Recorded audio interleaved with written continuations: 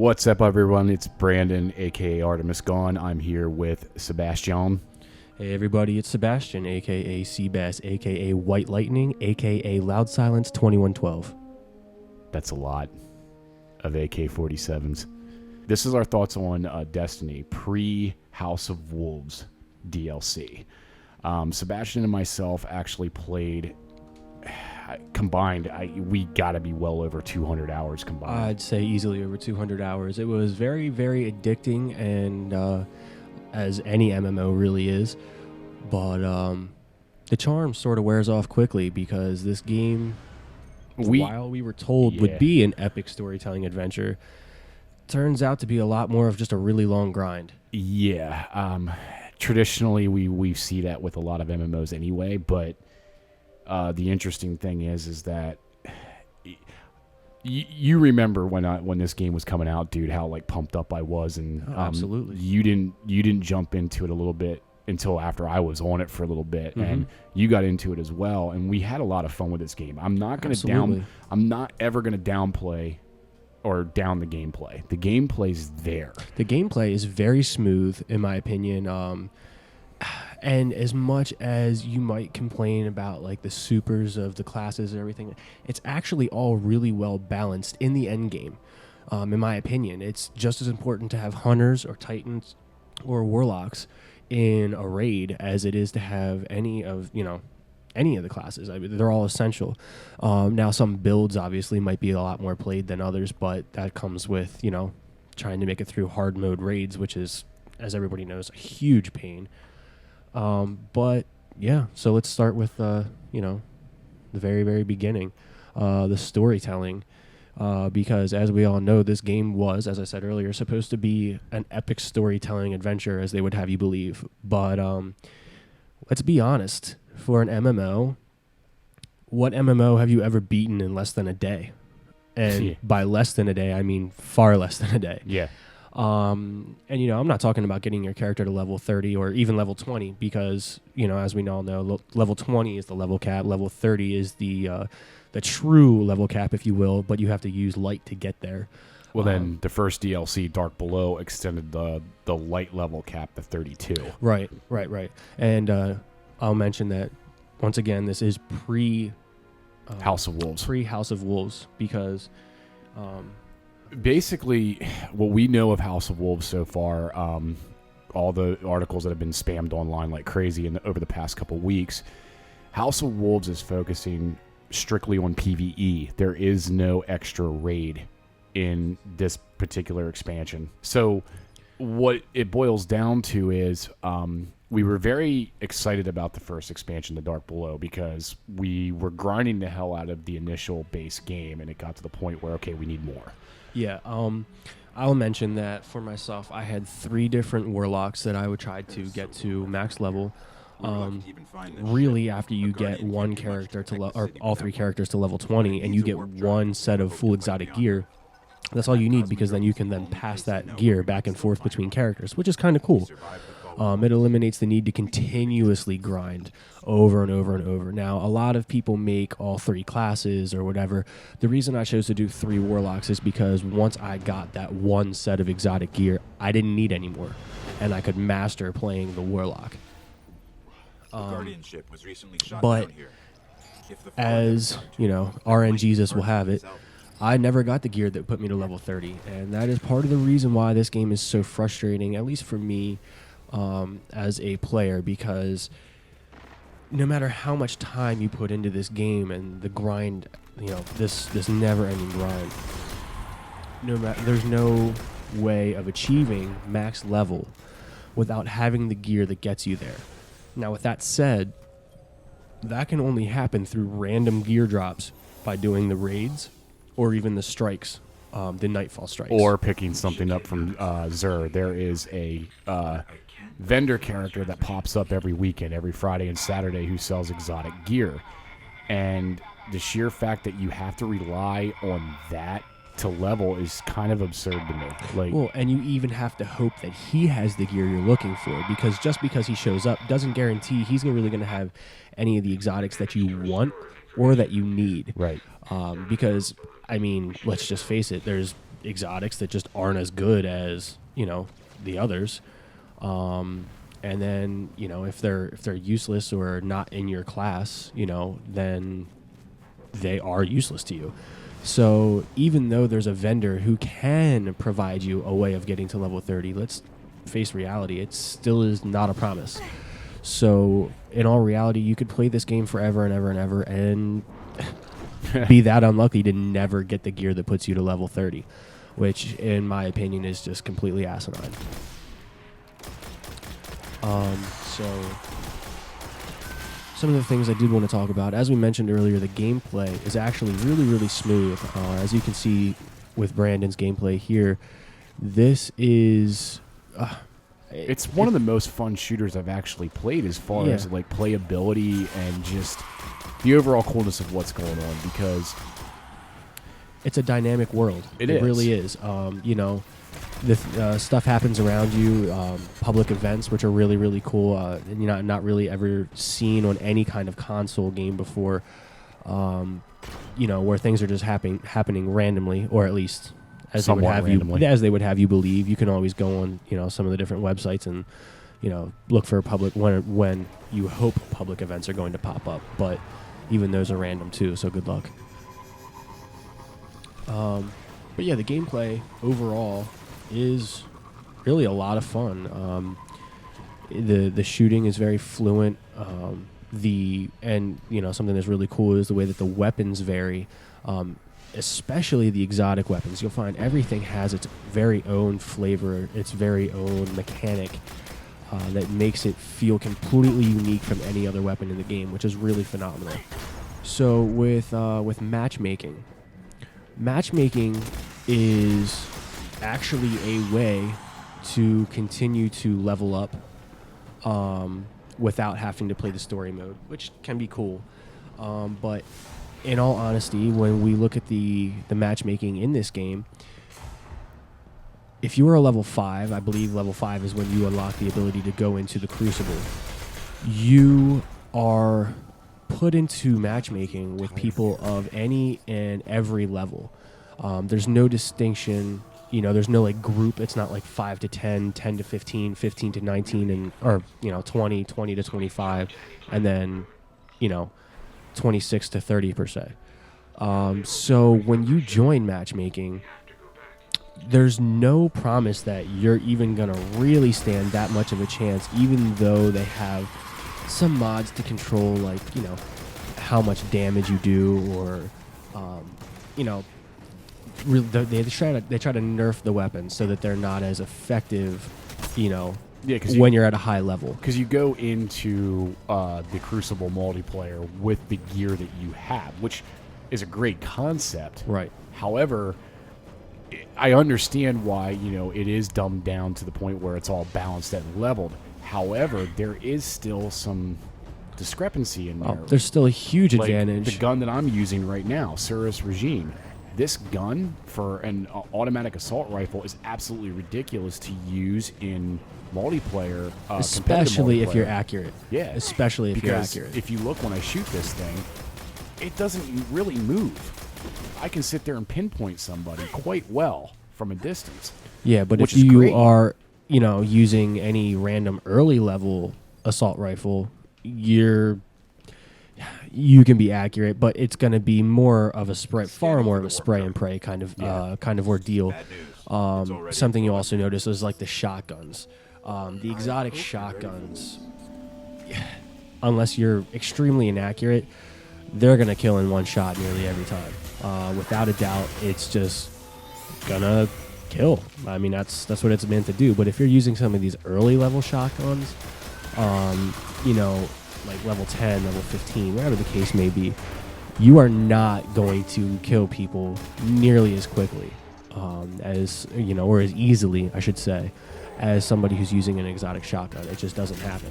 So even though they try to nerf the weapons, nerf the abilities of the higher level players in general matchmaking, to be completely honest, it doesn't make much of a difference. If you're a lower level, you're still going to have a pretty difficult time dealing with people who have all this exotic gear. Because also keep in mind, it does not affect any of the abilities of the weapons or of the armor. So if you have something that makes you spawn with 2 grenades, or something that makes, maybe your ability power up faster, your super ability, stuff like that, that does not change. So you're still dealing with basic, armor, basic weapons that have no real buffs. And now you're trying to play against people who have all these additional buffs, which makes it extremely difficult. So yeah, matchmaking is a lot of fun, but if they're going to make it so that you are thrown into the fire, this should just be Iron Banner mode 24/7. Now explain Iron Banner. So Iron Banner mode is another type of Crucible, essentially, or just PvP. So it is essentially the exact same as regular Crucible, with the exception that there's no nerfing. Everything is operating at its full functionality. So level differences, if you're level 29 versus level 30, there's a difference. If you're level 26 versus level 30, there's a huge difference. Your output will not be nearly as high. Armor ratings are taken into a much higher account. So Iron Banner is really like a true MMO type of game mode for PvP. Where everything is taken into consideration. And it is a lot of fun. But there's not enough of a difference between that and regular multiplayer that, it even warrants being its own separate thing. Really, in my opinion, what they should be doing is they should be grouping levels, every 5 levels or so, 5 to 10, 10 to 15, whatever, to make it more even in multiplayer. And then once you get to maybe level 26, you're an Iron Banner 24/7, because at that point you're up there with all the other top players. You should just be playing Iron Banner, where everything is what it is. Your exotics are your exotics. Your armor abilities and buffs are in full effect all the time. It's not right to nerf that, and especially with the way that Iron Banner is set up. It only shows up like once every other month or every 6 weeks. It's once a month for, I think, 1 week. Yes, once a week for an entire week. But why that's it's not available consistently is beyond me. I mean, I know they try to do a lot of balancing, and I think it's so, some people don't, that, let's face it, there's people out there that are going to have a lot more time to play certain games like this than others. And I believe it's an attempt to, balance that out to where people aren't getting the upper hand by playing the game a lot more than somebody else. I get that. I understand that. But at the same time, to me, it's sacrificing a lot of other key elements of the game. So the raids and strikes.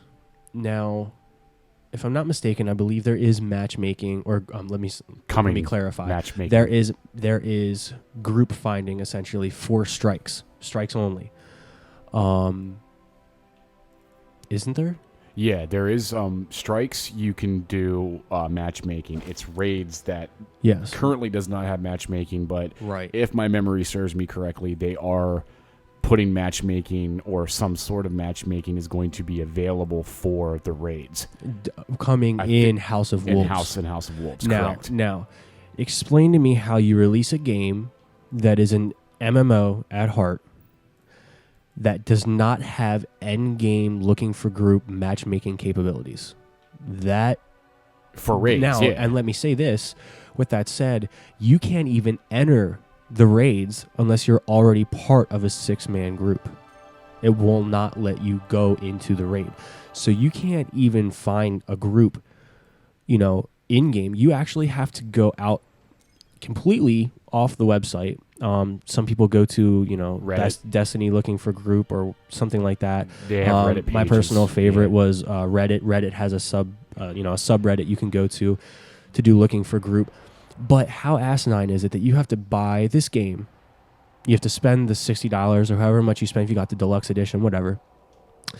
And you are effectively eliminated from endgame raids if you do not have at least 5 other friends who are playing this game who all have the same, time availability that you do. Yep. that just blows my mind. And now to mention the fact that there will be matchmaking coming. You just have to buy the second DLC. Oh, gee, thank you. I really appreciate that. I had to go and buy the base game, buy the first expansion, and now buy the second expansion before you finally realize that this is broken. And with that said, when it comes to the party system, you have to form an Xbox Live party. Invite people to your Xbox Live party. Then, once you invite, you get your group of 6 in an Xbox Live party, you have to invite them all to your game so that they can join you in-game before you can start this raid. Now, let's get this right. We all know how reliable Xbox Live group partying is. Unreal. One of the worst things I think that Xbox has going for it right now, and that's nothing against Destiny. This is an Xbox or a Microsoft issue. The fact that the group app, or the party app, if you will, is so inconsistent. I mean, we're talking about people randomly lose audio all the time, sorry, not audio, chat. All of a sudden you can't hear them anymore. So you have to go out of your way into your Xbox Live console through your apps, into your party app, invite people that you find on another website to go into your party, then drop from the party chat and use in-game chat, or you'll end up losing half your party's ability to communicate with one another during the raid. I mean, am I missing something? Yeah. Like, yeah, I just never some really functionality issues there, but all that aside. Yeah, so, all you have to do is you have to use an outside app and an outside website to get 6 people together, and then you can do the end game raid. That's cool. Now, with the first expansion. Here's where, up to this point, before the first expansion came out, Sebastian and I played this game pretty religiously. We would, call each other up, after work on particular days and be like, dude, we getting on? Absolutely, cool. We'll get on. We'll run some missions, run some strikes. And here's the thing. Strikes started to wear on me. Yes. I understand grind in this type of game because, yes, Bungie likes to say that this is not an MMO. Well, it's an MMO to an extent. It has to be. How can you have missions that are gated by the number of people that are in your group if it's not an MMO? Right. But it's not a traditional MMO. I think that's what they're trying to get at. Right. It may not be a traditional MMO, but yeah. Let's be honest. Like, okay, well then, why are all these other people on my screen when I go to the tower? Are they not other live players? So actually, what I want to digress. Before I get into the first expansion, it was totally understood and accepted that when this game came out, there was going to be content exclusive to the PS4 owners because PlayStation and Sony and Bungie were so far up each other's asses because they had something to prove to these Sony fans because it's understood, all the Xbox players, they've all played Halo, they understand we're the best at what we do, this is going to be an amazing adventure, we have something to prove. Okay, that's fine. So they got another raid, a couple extra missions, whatever, that's fine. It's for a year, we'll get over it. So then we go to the first expansion. So I paid the exact same amount of money as anybody on PlayStation, and still into the expansions. And if I'm not mistaken, this applies to the second expansion as well. I think there's also PS4 exclusive content. So you're telling me that post base game, there is still PS4 exclusive content. Okay, so then what am I paying for when it comes to this first expansion, The Dark Below? So you pay $20. Now, if you are playing on the Xbox, I'll make sure I mention what you get exclusively for PS4 if you're playing on the PS4. So when it comes to story missions, this huge, awesome, epic storytelling adventure that is Destiny, you're going to get 4 story missions. That you can blow through in under a half hour. 4 story missions. Now, with that said, these 4 story missions, 3/4 of these missions, let me clarify. 3/4 of the maps that you're playing on were already maps you were playing on before in the base game. It's repeat areas. You've essentially unlocked a tiny fraction of an area of a map that you've already played to hell and back, especially if you've been doing the end game grind. Yeah, Jesus. So, strikes. So, in the base game, how many strikes were there? Maybe 3 or 4? Every area. Well, let's explore that right now, because the point is to be able to go like this in real time and show you. Exactly. We can look up the strikes right now, because when you hit 20 is when the strike playlist thing unlocks, where you can basically go into a playlist and do nothing but strikes, which is called the Vanguard. That's your strike playlist.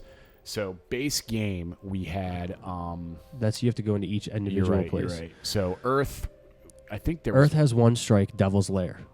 Right there. Yep. The Devil's Lair is a level 8 strike that occurs on Earth, which is the first planet. Now, there's multiple level difficulties in these. Like, see, I can pull this up. Is there multiple level difficulties? Only in Vanguard. In Vanguard, you can change the level. That's right. So anyway, you got that, and so you got the level 8, the Devil's Lair strike on Earth. Then you go to the Moon. The Moon also has one strike called the Summoning Pits. Okay. So then we go to Venus. Venus also has... Venus has 2. No, it has 2 strikes. We have Winter's Run, and we have the Nexus. Yep. So there's 2 strikes on Venus. So 1, 2, 3, 4, 5. So we have 5 total strikes. 5 total strikes in the base game. So strikes are a little interesting because they have like essentially checkpoints, or like you're working your way through it's like a really long story mission, but a little more difficult with a far better payout in the end. Yeah. So we have 5 strikes. In the expansion, you get an additional 2. Sounds great, right? Actually, if you're on Xbox, you get 1. You get the Will of Crota. PS4 players will get the Undying Mind as well, understanding the fact that they already had an additional strike with the base game. So far in this expansion, we've received 4 story missions and a single strike for Xbox. Going on to raids. There is 1 end game raid for the base game if you're playing on the Xbox, which is the Vault of Glass. The Vault of Glass, which... AKA pain in the ass. Yeah, absolutely. Depending on who is playing with you, that can be an impossible mission, especially if you're playing on level 30 hard mode. Now, with the raids, you get an additional 1, Crota's End. Fantastic. Now I get to grind 2 raids instead of 1, keeping in mind the fact that we also have an additional 1 already unlocked for the PS4. So then we go to the Crucible maps, or AKA the multiplayer maps. So the multiplayer maps, you get an additional 3. Okay, that's, I guess, acceptable. Yeah, it's acceptable. I'm not 100% sure how many maps there was before, but it was an okay amount. Adding 3 more should give it a little bit more variety. I'm fine with that. I have no complaints. Then we go into the items. So in the items, we officially have 1 more Sparrow, whoop-de-doo, and we have 5 additional weapons, 1 of which is an exotic, 2 of which are legendaries, and 2 are common weapons. So this $20 expansion?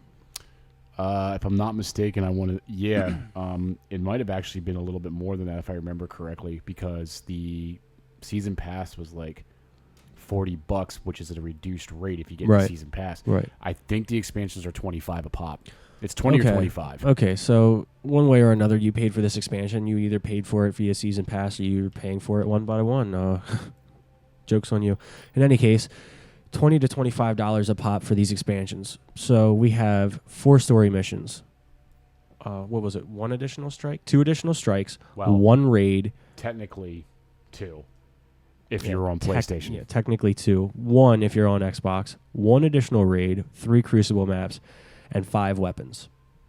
And you can now level to level 32 on your character. If you get the drops that you need. Which the only way to get those random drops. And those random drops you can only get if you're doing the difficult strikes, the raids themselves. The hard mode The hard mode raids. And the hard mode strikes, and also the the Nightfall strikes, which are strikes on crack as far as difficulty level goes. The difficulty level of a heroic, or I mean, I'm sorry, of a Nightfall strike is unreal. They essentially turn all of the difficulty multipliers on and then tell you to go beat it. Now there are glitches and, exploits essentially you can use to kind of try and work your way through them. Or if you run into somebody who has all the best exotic weapons, it can actually be kind of easy. So the what was it, the pocket infinity or something like that, the exotic fusion rifle. I forget what. Wait, no. Iconoclast. Iconoclast? Which you're talking about the fusion rifle?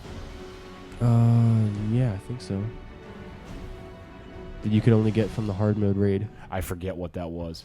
I mean, here's the truth of the matter. We're being straight up honest with the information that we know because we love gaming, and I kind of eat, live, breathe, sleep this stuff. But at the same time, we have a real life, so it's not something that we go like absolutely hog wild on. The info. Should we be giving you more info, being a YouTube channel and stuff like that? Sure, maybe, but the fact of the matter is we're being realistic about this. We're not going to sit here and go all nerd out and like give you info that's just like insanely, time consuming. It's overkill. We're just giving you the basic rundown of our impressions of the game. And I know it sounds like we're this is not meant to be a super technical review. Yeah. This is meant to be honest opinions on a game that we thought we were going to be in absolute love with, and to some degree we are, and to some extent we're also very disappointed. It's just the name of the game. What it was supposed to be, but and here's the thing, what it was supposed to be. That's all in the eye of the beholder. It's all opinion based. And the thing for me is I think the reason why I became so jaded with it was the grand scope of the hype. Sadly enough, we all get caught up in it. As much as we like to avoid hype, it just happens. You get caught up because people out there that are marketing geniuses know how to market this shit to guys like us. So what it really boils down to is the reason I got so disappointed was the leveling. The leveling is what just really chaps me because level 20 is the technical level cap. But then the soft cap, and then the hard cap's 32, and that's where light comes into play. Now, for those of you that don't know, that may not have played this game yet, the reason this is such a bitch is because in order to get past level 20, you have to collect items that have a degree of light to them. So if you look at the stats of Prime Zealot gloves, you see that the light is plus 27. It can go up to 30, and you have to finish upgrading the gear. Yeah, you have to upgrade this gear by spending materials that you get from breaking down weapons or finding materials free roaming in areas of the game. So there's your MMO aspects. Almost all of it you can get from free roam, except if you're trying to level up legendary or exotic weapons, you actually have to get exotic shards, which, as far as I know, can only be gotten in the strikes. Can only be received from the strikes or from the chests in the raids. Yep. And the ascendant materials for the legendary weapons, which can only be received from raids. Sometimes you can randomly get them in chest drops, but it's essentially very, very, very few and far between. So there's another way they get you. They give you this gear, and it is a very, very, very MMO aspect. They give you a bunch of gear that's really, really cool, and then the only way to get it to its maximum potential is to put in some grinding time, go free roam, collect all the materials you need from the free roam of the world and from the chests of the world. And you can find a lot of farming loops and stuff like that, which, it doesn't get any more MMO than a farming loop for materials. But it just gets to be a little much, in my opinion, because you're still, like I said, you're not guaranteed to get the materials or to get any of the stuff that you're looking for from a raid or from, a strike. It's all up to luck. I put in so much time running 3 characters through each strike through each, weekly nightfall strike, through every daily mission, And through the raids. through all the raids. I mean, we're talking about doing the end game raid 3 times a week. I still never got my character to level 30. I could not even get into the hard mode raid because I could never get my character's level high enough to be there. And I put in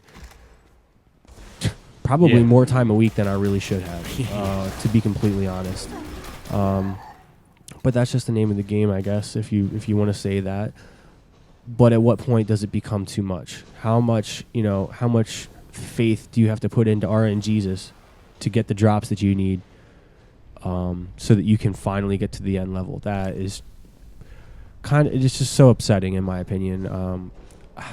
Yeah, I know, it burns me. It burns me too. Yeah, I love the gameplay. I love what this game was going for. Absolutely. But I can't shake the feeling that we were all, as paying consumers, we were all used as beta testers. This game was not finished. No. It wasn't ready.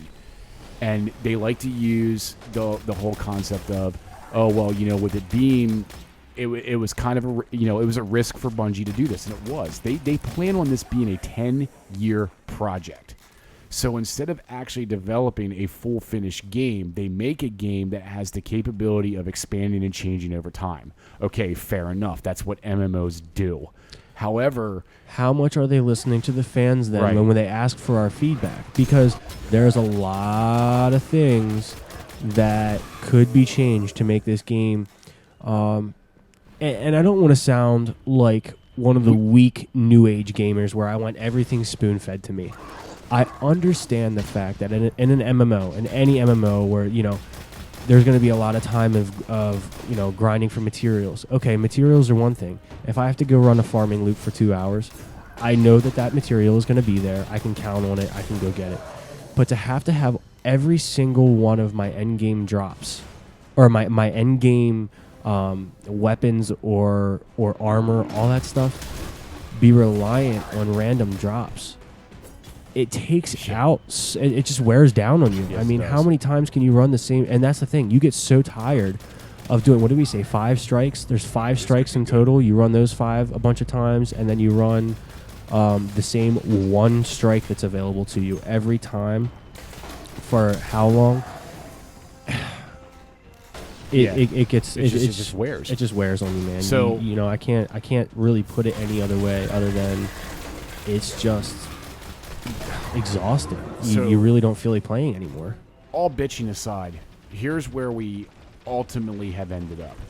The new DLC comes out this week, and with it being one of the big things that they announced first off with the House of Wolves expansion was that it was not going to have a raid, and that upset a lot of people because, let's face it, we have 2 raids on a game that's been out for close to a year. So a lot of people that really enjoy the raids, and believe me, as hard as the raids are and can be a pain in the ass, they're fun because they're the most varied mode in the game. They're the most varied levels in the game. The different things you have to do and work together with each other to create. Super that guy. Yeah, no, I'm just playing around. Backseat gaming, because I'm talking at the same time. Mm-hmm. But essentially, I like the raids. I like what they were going for. I like what they stand for, and it's cool. But the whole idea of you need 6 people that or go online and look for a group. Sometimes you're going to get with a group that doesn't know shit.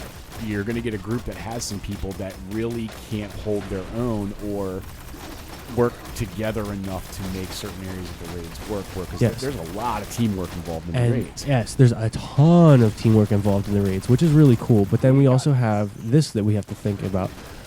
So we make it so that there is no matchmaking in the game. So what happens? For raids. So for raids. So what happens? So you go on these websites where people, have studied the raids and have an idea of what they're supposed to do, or already have run them a bunch of times and know what they're going to do.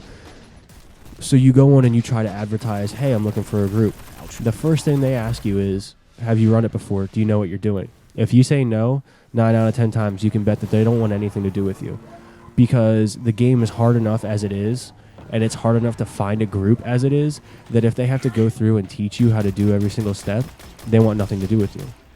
So now we've taken a game that is already hard enough to get a group together, and it's become even harder because there's, you don't have anyone who, unless you are lucky enough to run into somebody who's willing to teach you, which I personally was very lucky to have. A man ran me through with 2 other people who had no idea what we were doing and taught us.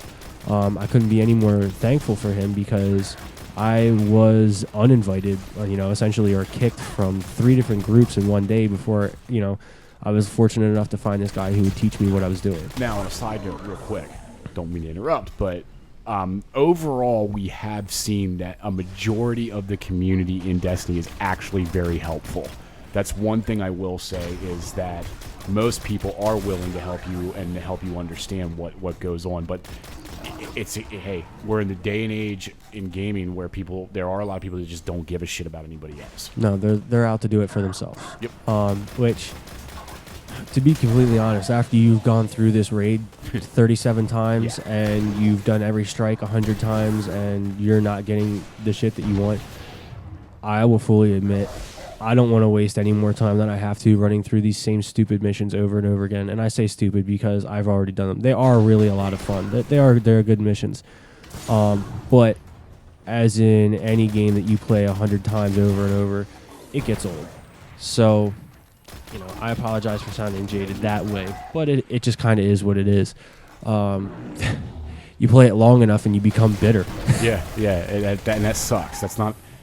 That just goes to show you that there's just something going on here. And I know a lot of other people that are bitter. I know a lot of people that aren't. I know a lot of people that are taking the game in stride and not worried about some of the things that, say Sebastian and I are worried about. But I know we're not alone.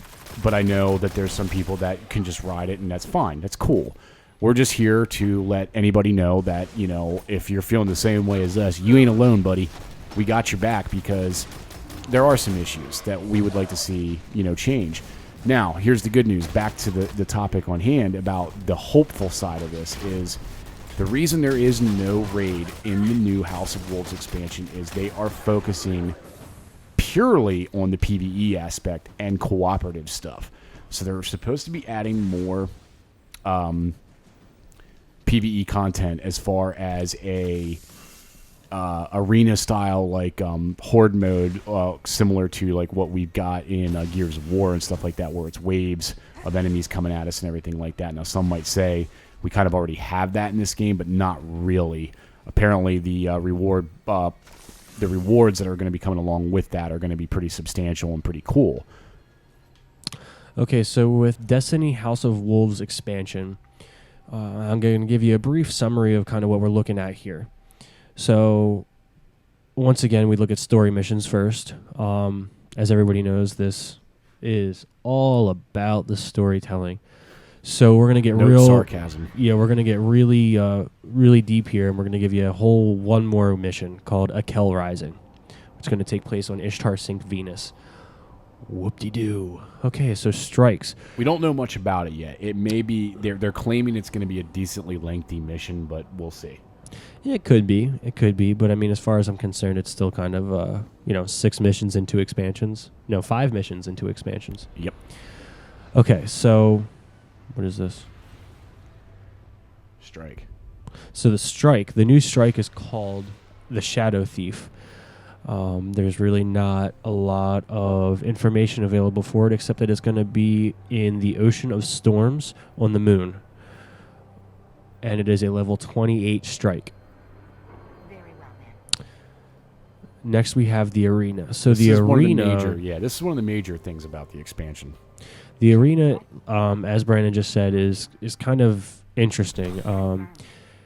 The exact Destiny wiki description mentions that the Prison of Elders focuses on a variety, replay value, and skill in the House of Wolves endgame. Some aspects of the arena will change every week. So with that said, it's kind of interesting. We don't know anything about what these challenges in the weekly arena are yet. Looks like it says difficulties level 28 as well, so I'm assuming you probably have to be level 28 to get in. And then it is a once a week, if I'm not mistaken. rewards. Yeah, I believe the rewards change.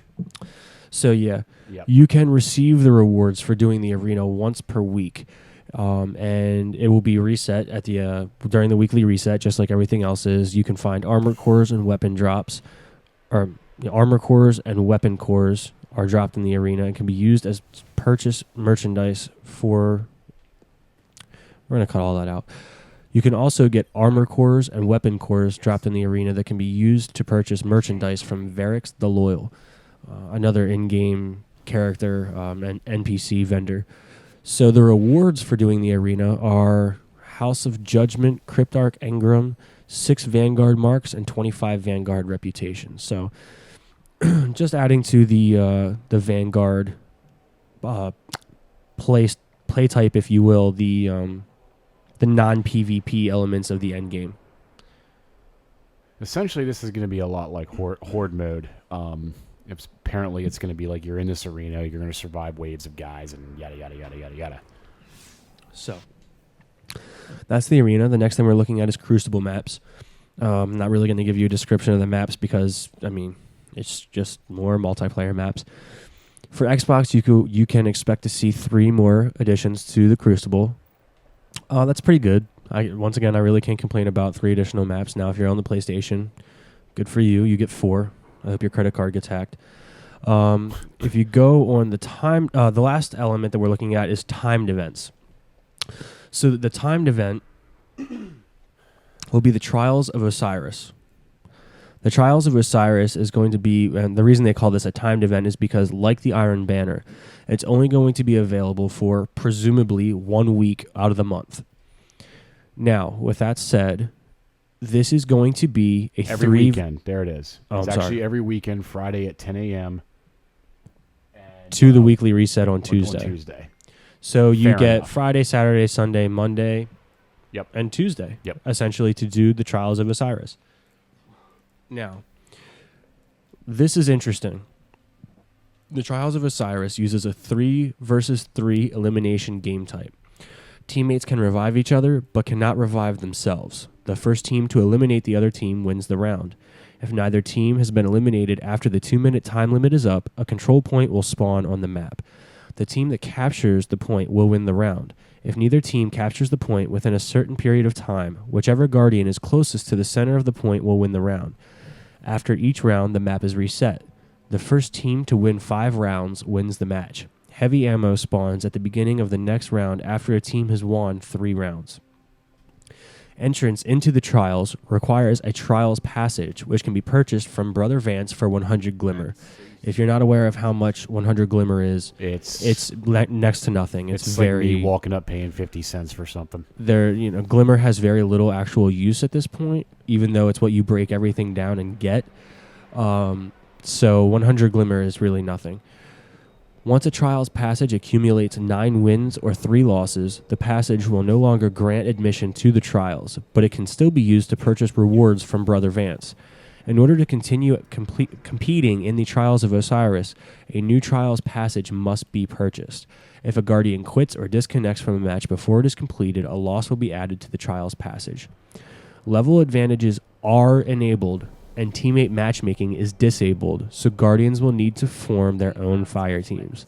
Additionally, the Trials of Osiris will weight connection more heavily when finding opponents.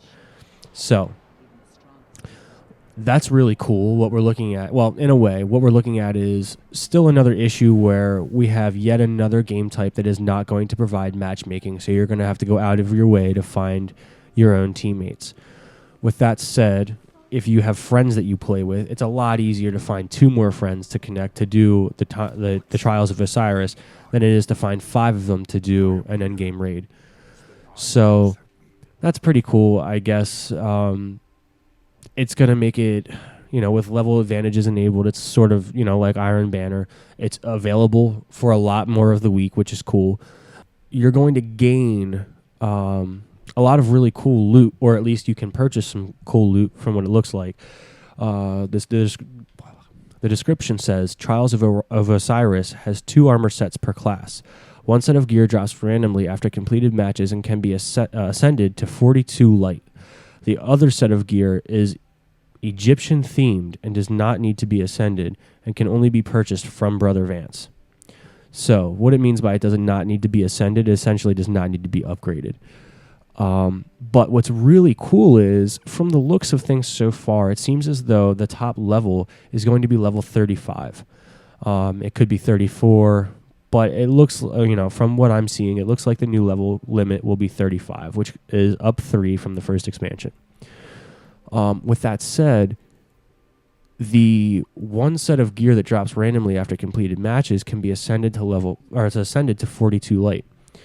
So I don't know whether this is exotic gear or if this is legendary gear, but if the level limit really is 34 or 35 after the expansion, having gear that can go up to plus 42 light actually is really, really cool, because it then gives you the ability to not have to depend on having all of your gear be max level gear, because something might only go up to plus 27 light or plus 28 light and not that plus 30 that you need mandatory to get to level 30. But because you have that gear that can go up to plus 42, you don't need it to be there to be at max light, which is really cool. You'll be able to be, max level without having all of your gear be that perfect set that you absolutely have to have at this point. The Egyptian themed gear, I don't have any more information about it. I don't know if it is already plus a bunch of light. It says that it does not need to be ascended, so presumably it is probably just decorative gear. Yeah.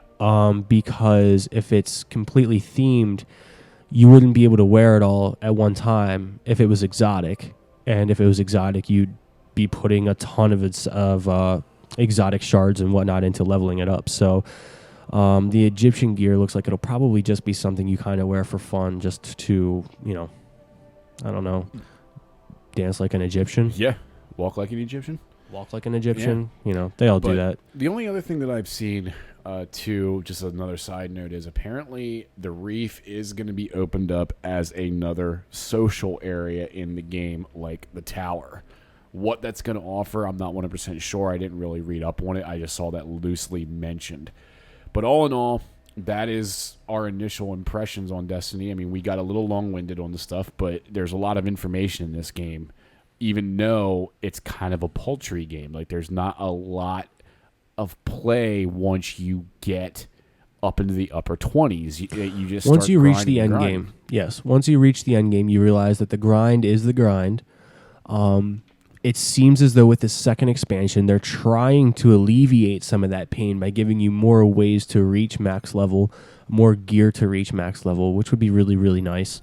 But yeah, all in all, it looks like House of Wolves may actually be worthwhile and might put that breath of fresh air that you desperately need into this game. To be completely honest, I was so disgusted after the first expansion came out and offered me little to nothing that I actually felt like playing, that I have not touched the game since the day the first DLC dropped. Same. This is the first I've played it since.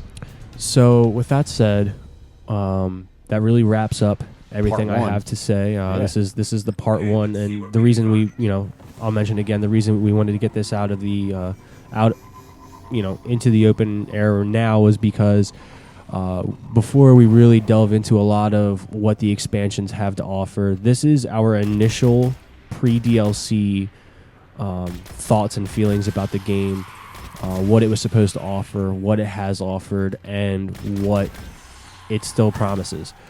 All in all, I still do not hate this game. It still offered a lot of fun for a lot of hours until it got unbearably grindy, with no actual promise of getting the gear that you needed.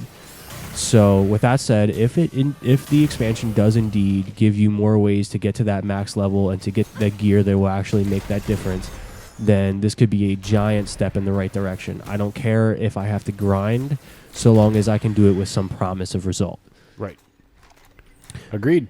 So that's it for part one. We will crank out part two We're not going to do it like right when the expansion hits because we want it to sink in and see exactly what it has to offer. And then what we'll do is, I want to give it a fair chance. yep, we'll give it a fair chance. We'll get some gameplay. We'll get a lot of time under our belts on it, so we can give a very detailed consensus, and also just give you guys like actual gameplay footage of those areas. This, I was just playing around while we were talking and just going through areas that I've been through about 1 billion times. That's why I've been kind of playing like crap and, just making sure that we had something visual to go along with what we were doing. But all in all, that's it. We will get back with you on part 2. Check out our other videos on the YouTube channel. We have a couple Let's Plays up, one of Mortal Kombat 10, Mortal Kombat X, for those of you that like to say it that way.